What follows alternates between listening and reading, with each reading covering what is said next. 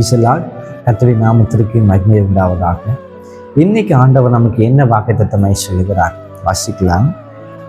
அப்போஸ்தலர் 18வது அதிகாரம் 10வது வசனம் எப்படியாய் சொல்லுகிறது, நான் உன்னுடனே கூட இருக்கிறேன், உனக்கு தீங்கு செய்யும்படி ஒருவன் உன்மேல் கை போடுவதில்லை. ஆமே. ஆண்டவர் இன்னைக்கு நம்மை பார்த்து சொல்கிறார், நான் கூட தான் இருக்கிறேன், உனக்கு தீங்கு செய்யும்படியாக ஒருவனும் உன் மேல கை போடுவதில்லை என்று சொல்லி ஆண்டவர் இன்னைக்கு நம்மளை பார்த்து வாக்கு வைக்கிறார். ஆமென்.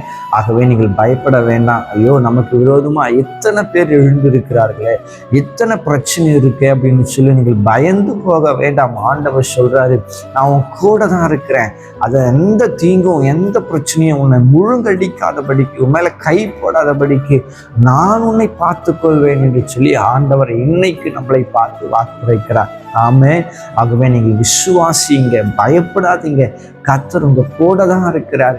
எந்த பிசாசுடைய கிரியைகளும் எந்த தீங்கு காரியங்களும் உங்க மேல கை போடுவதில்லை. ஏன்னு சொன்னா சர்வ வல்லவர் உங்களோடு கூட இருக்கிறார். மரணத்தை ஜெயித்தவர், பிசாசை முறியடித்தவர் உங்களோடு கூட இருக்கிறார். பயம் வேண்டாங்க, கலக்கம் வேண்டாங்க. அந்த சர்வ சிருஷ்டிகரே நம்ம கூட இருக்கும்போது எந்த தீங்கும் நம்ம மேல வராது. ஆமென்.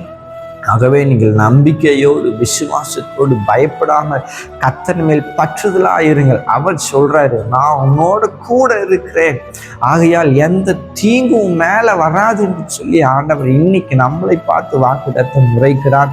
ஆகவே இந்த விசுவாசத்தை, இந்த வார்த்தையை நீங்கள் அப்படியே விசுவாசிங்க. கர்த்தர் உங்களோடு கூட இருந்து எல்லாவற்றிலும் உங்களை விடுவித்து காப்பாராக. ஆமென்.